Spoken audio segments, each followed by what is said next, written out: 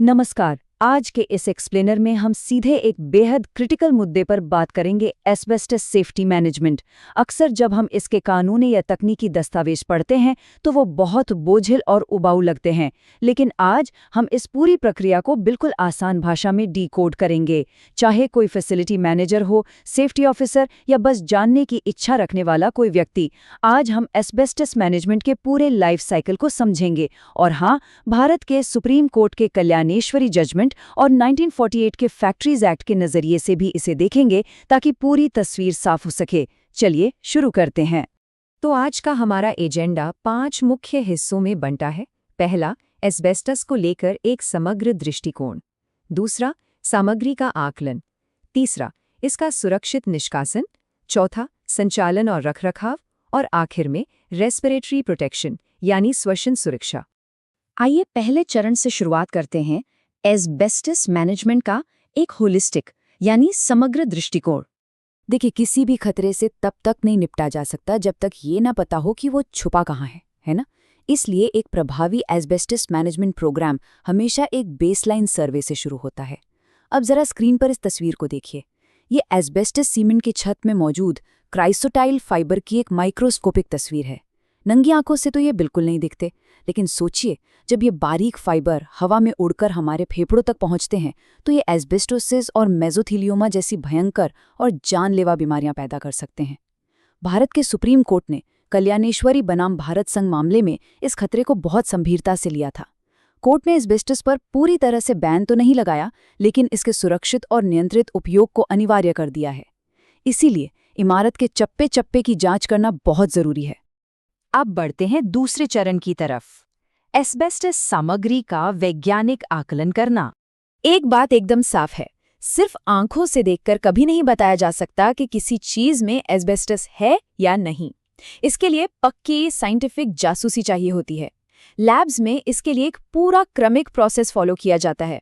सबसे पहले polarised light microscopy यानी PLM का इस्तेमाल होता है। अगर इससे बात नहीं बनती तो पॉइंट काउंटिंग या ग्राविमेट्री की मदद से ये पता लगाया जाता है कि एस्बेस्टस का प्रतिशत कितना है। और अगर फिर भी कोई डाउट रह जाए तो सीधे ट्रांसमिशन इलेक्ट्रॉन माइक्रोस्कोपी यानी TEM का इस्तेमाल करते हैं। ये एकदम एडवांस तरीका है जो फाइबर की पूरी बनावट और केमिकल स्ट्रक्चर की गहराई तक जाकर पक्का रिजल्ट देता है। और यहाँ एक जादुई आंकड़ा आता है, 1% से ज्यादा। अगर टेस्ट में एस्बेस्टस का लेवल 1% से ऊपर निकलता है तो बस उसे कानूनी और वैज्ञानिक रूप से एक खतरनाक एस्बेस्टस युक्त सामग्री मान लिया जाता है। इसके बाद उसके लिए सख्त मैनेजमेंट या उसे पूरी तरह हटाने की जरूरत पड़ती है। तो अब आते हैं तीसरे चरण पर, सुरक्षित निष्कासन यानी सेफ एबेटमेंट। जब भी एस्बेस्टस मिलता है तो उसे हटाना ही सबसे सही रास्ता होता है, खासकर जब बिल्डिंग को रेनोवेट करना हो या गिराना हो। अब ये इतना आसान नहीं है। उन माइक्रोस्कोपिक फाइबर्स को फैलने से रोकने के लिए ऐसे बड़े बड़े इंडस्ट्रियल लेवल के प्लास्टिक एनक्लोजर्स बनाने पड़ते हैं। सोचिए, पूरे के पूरे जिम्नेजियम और भारी मशीनों को प्लास्टिक से कवर कर दिया जाता है ताकि बिल्डिंग का बाकी हिस्सा सुरक्षित रहे। ये एक सूक्ष्म खतरे और उससे निपटने के विशाल इंतजाम के बीच का अद्भुत विरोधाभास है। और हाँ, भारत के खतरनाक अपशिष्ट नियमों के तहत इस कचरे को निकालकर केवल ऑथराइज्ड फैसिलिटीज यानी TSDFs में ही डिस्पोज किया जा सकता है। इस पूरी प्रक्रिया में एक बहुत ही टेक्निकल टर्म बार बार आता है, क्रिटिकल बैरियर्स। सीधे शब्दों में कहें तो ये वो मजबूत भौतिक दीवारें या प्लास्टिक की लेयर्स हैं जो काम वाली जगह को आसपास के हिस्सों से एकदम सील कर देती हैं। इनका काम है हवा में उड़ने वाले फाइबर या दूषित पानी को बाहर जाने से रोकना। अगर गलती से भी ये बैरियर टूट गए तो समझ लीजिए कि आसपास मौजूद बिना सेफ्टी गियर वाले लोगों की जान सीधा खतरे में है। यहाँ सोर्स मटेरियल में एक बहुत ही सीधा सवाल पूछा गया है, how dirty is too dirty, यानी कितनी गंदगी को हम बहुत ज्यादा गंदा मानेंगे। जब एबेटमेंट का काम चलता है तो ढेर सारा मलबा इकट्ठा हो जाता है। यही एंट्री होती है प्रोजेक्ट मॉनिटर की। उनका काम ये पक्का करना है कि एस्बेस्टस वाला मलबा तुरंत साफ हो और उसे एकदम लीक प्रूफ सील बंद कंटेनरों में रखा जाए। हमारे यहाँ BIS और पर्यावरण नियमों के हिसाब से भी इस कचरे की प्रॉपर पैकेजिंग और लेबलिंग अनिवार्य है ताकि हमारे पर्यावरण में बिल्कुल भी प्रदूषण न फैले। चलिए अब चौथे चरण पर नजर डालते हैं, ऑपरेशंस और मेंटेनेंस। इसे हम एस्बेस्टस के साथ सुरक्षित रूप से रहना भी कह सकते हैं। क्या हर बार एस्बेस्टस को जड़ से उखाड़ फेंकना मुमकिन है? बिल्कुल नहीं। कभी-कभी ये प्रैक्टिकली नहीं होता। तो हमारे पास दो रास्ते होते हैं। पहला है एबेटमेंट, जहां हम खतरे को पूरी तरह हटाते हैं, जिसमें भारी कंट्रोल और आइसोलेशन चाहिए। और दूसरा रास्ता है ONM, यानी ऑपरेशंस एंड मेंटेनेंस। इसका मकसद है एस्बेस्टस को उसी जगह पर सुरक्षित रखना। इसमें रेगुलर चेकअप और इमरजेंसी रिपेयर शामिल होते हैं। अक्सर ये काम उन इमारतों में होता है जहां लोग रोज आ जा रहे हैं, इसलिए समय बहुत कम होता है। आपको बता दें कि हाल ही में 2025 में नेशनल ग्रीन ट्रिब्यूनल यानी NGT ने भी साफ कर दिया है कि एस्बेस्टस एक्सपोजर की कोई सुरक्षित सीमा नहीं होती। उन्होंने स्कूलों और पब्लिक बिल्डिंग्स में एस्बेस्टस छतों की कड़ी निगरानी पर बहुत जोर दिया है, ताकि आम लोगों को बचाया जा सके। ONM का असली उदाहरण देखना है तो किसी बिल्डिंग के इस पाइप वॉल्व को देखिए, जिस पर एस्बेस्टस का इंसुलेशन लगा है। मान लीजिए इन हाउस मेंटेनेंस टीम को इसे जल्दी से रिपेयर करना है। वो इस वॉल्व को उखाड़कर बाहर नहीं फेंक सकते। उन्हें वहीं खड़े होकर बहुत ही सावधानी से इसकी मरम्मत करनी होगी, ताकि एक भी फाइबर हवा में ना उड़े।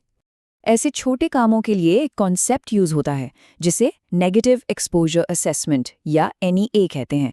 अब ये कोई शॉर्टकट या छूट नहीं है।